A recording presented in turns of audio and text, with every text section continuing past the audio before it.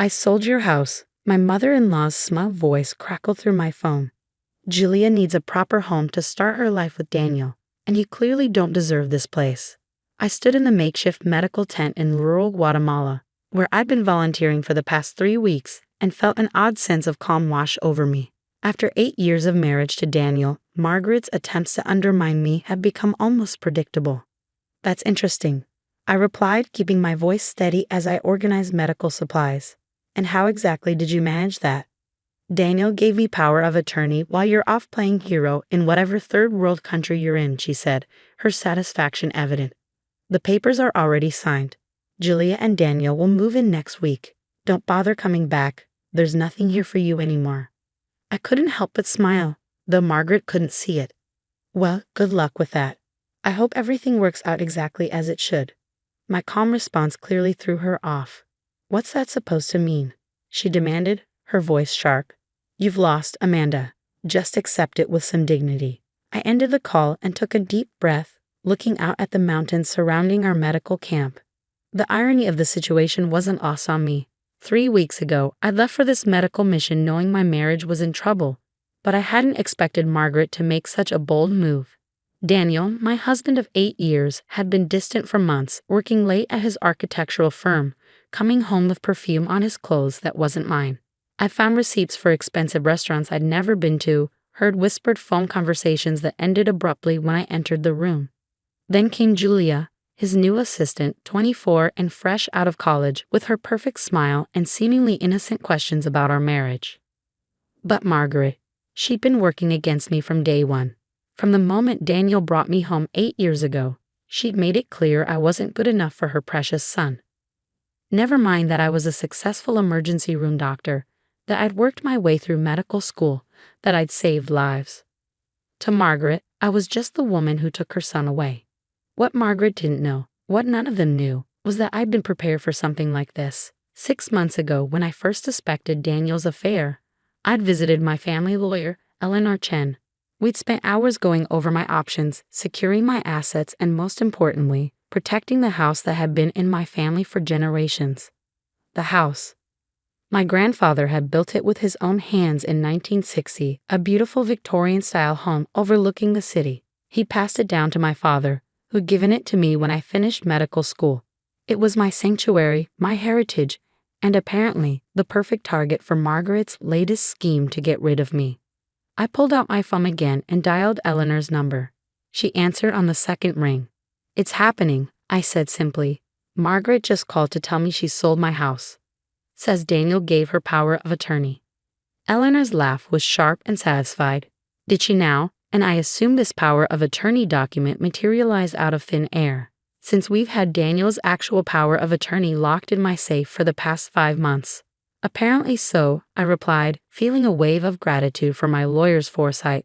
She says the papers are signed and Julia's moving in next week. Well, Eleanor said, and I could hear her typing in the background.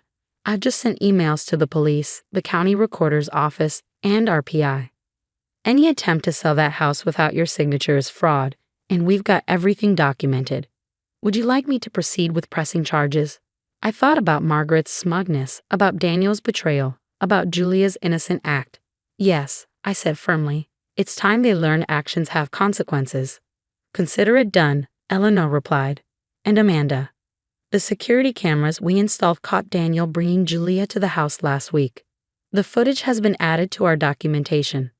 I closed my eyes, feeling a mixture of pain and vindication. Thank you, Eleanor. Keep me updated. After hanging up, I walked back into the medical tent where my team was preparing for afternoon rounds.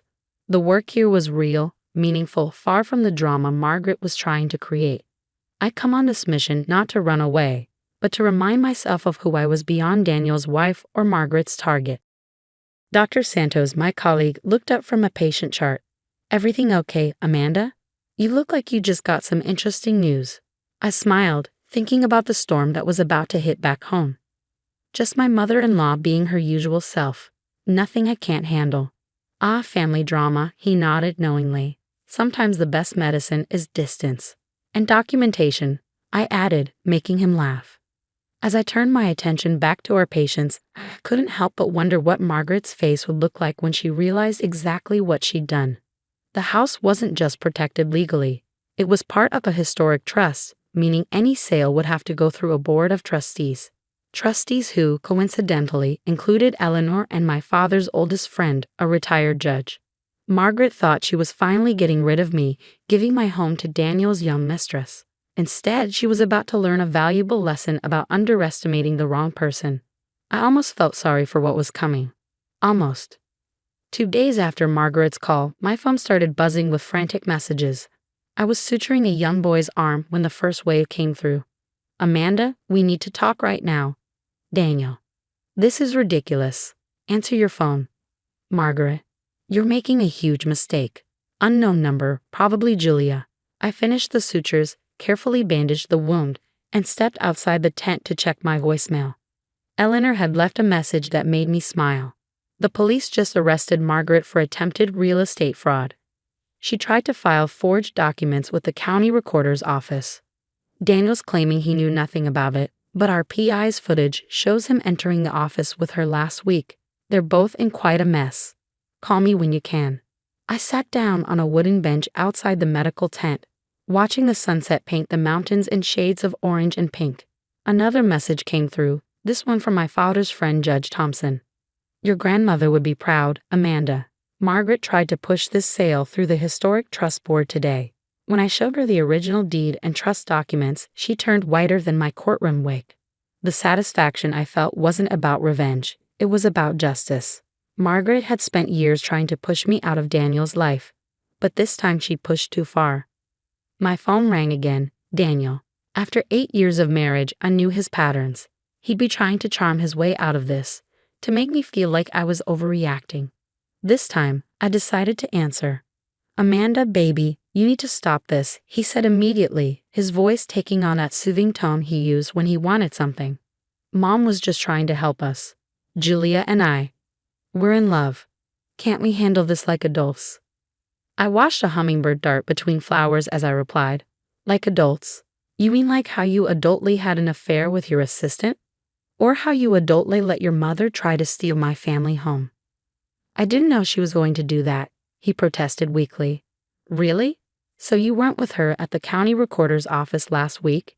Because the security cameras say otherwise, Daniel." Silence. "The house has been in my family for 3 generations," I continued, my voice steady. "My grandfather built it. My father grew up there. I was born there. Did you really think I wouldn't protect it?" "You're being vindictive," he accused, his charm evaporating. "Julia's pregnant. We need a home." The news should have hurt more than it did.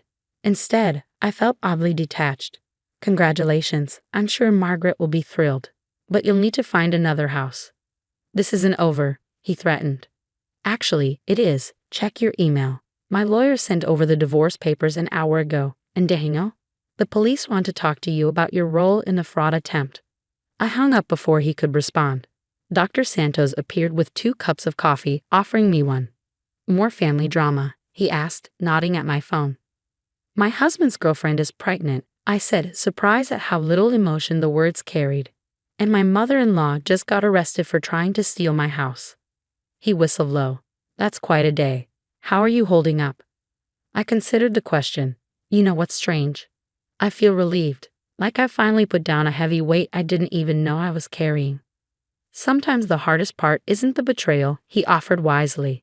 "It's admitting to yourself that you deserve better." My phone buzzed again. Eleanor. She had news about Margaret's arrest and the investigation into Daniel's involvement. But for now, I just wanted to sit here, drink my coffee, and watch the sunset over mountains that didn't care about failed marriages or scheming mothers-in-law. Tomorrow would bring new challenges, patients to treat, lives to save, a divorce to navigate. But tonight, I had the satisfaction of knowing that sometimes the best revenge is simply being prepared. Dr. Santos raised his coffee cup to new beginnings. I smiled, clinking my cup against his. To being prepared. In the distance, thunder rolled across the mountains, promising rain and renewal. Just like the storms back home, this too would pass, leaving everything cleaner and clearer in its wake. A month later, I stood in my grandfather's, kitchen, running my hand along the familiar marble countertop. The morning light streamed through the stained glass windows, casting colorful patterns across the floor. The house felt different now, cleaner somehow, as if Margaret's scheme had washed away the last traces of unhappiness that had lingered here. Eleanor sat at the breakfast nook, spreading files across the antique table. "The judge threw the book at Margaret," she said, sliding a document toward me. "Attempted real estate fraud, forgery, filing false documents. She's looking at significant fines and probation." "And Daniel?" "Pleaded ignorance, but the evidence was clear. He's been charged as an accomplice. His firm put him on indefinite leave. Apparently, they don't appreciate partners who participate in real estate fraud." I poured us both coffee in my grandmother's old china cups. "And Julia?" "Left town last week. Apparently, the pregnancy was as real as Margaret's power of attorney." Eleanor's eyes twinkled with barely suppressed amusement. "She found another job in Seattle." The news should have hurt, but instead, I felt only a wave of relief. All those years of trying to please Margaret, of ignoring Daniel's increasing distance, of doubting myself, they seemed like a strange dream now. My phone buzzed with a text from Dr. Santos. "Hospital board approved our proposal for the free clinic.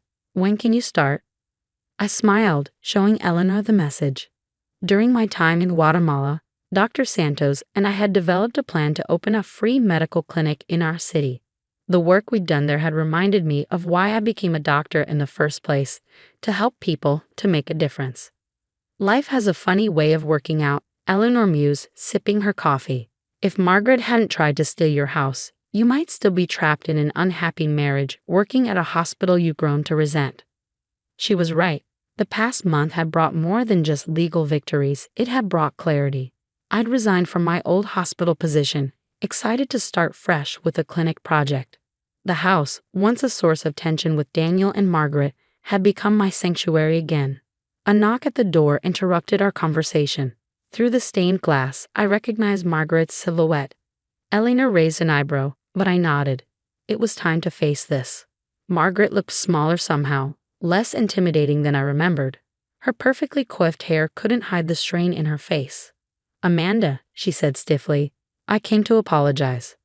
I gestured for her to sit on the porch swing where my grandfather used to tell me stories. She perched on the edge, clearly uncomfortable. "I was wrong," she continued, the words seeming to physically pain her. I thought I was protecting Daniel, but I destroyed everything instead." "You never gave me a chance," I said quietly. "From the day we met, you decided I wasn't good enough." She looked out at the garden, where my grandmother's roses still bloomed. "No, I was the one who wasn't good enough. I couldn't accept that Daniel had found someone successful, independent. It reminded me of everything I'd given up to be the perfect wife and mother." The honesty surprised me, but it changed nothing. "I hope you find peace, Margaret, but I think it's best if we don't see each other again." She nodded, standing slowly. "The house, it's beautiful. I see now why you fought so hard to protect it." "It's not just about the house," I replied. "It's about standing up for yourself, about not letting others decide your worth." After she left, I returned to the kitchen where Eleanor waited. "You okay?" she asked. "Better than okay," I smiled. "I'm free." Looking around the house, I saw not just my grandfather's legacy, but my own future. The front room would make a perfect waiting area for the clinic's overflow patients. The large basement could store medical supplies. This house, which Margaret had tried to take from me, would help me give back to others. Dr. Santos was right. Sometimes the hardest part isn't the betrayal. It's admitting you deserve better. But standing here, in my grandfather's house, surrounded by generations of love and strength, I knew I finally learned that lesson. Eleanor gathered her files, pausing at the door. "You know, when you first came to me about protecting the house, I thought you were being paranoid. I'm glad you proved me wrong." I hugged her, grateful for her guidance through the storm. Sometimes the best defense is being prepared for the worst while hoping for the best. As the afternoon sun painted the walls with light through the stained glass windows, I felt at peace. Margaret, Daniel, Julia, they had all underestimated me, and in doing so, had set me free. My grandfather had built this house as a legacy of love.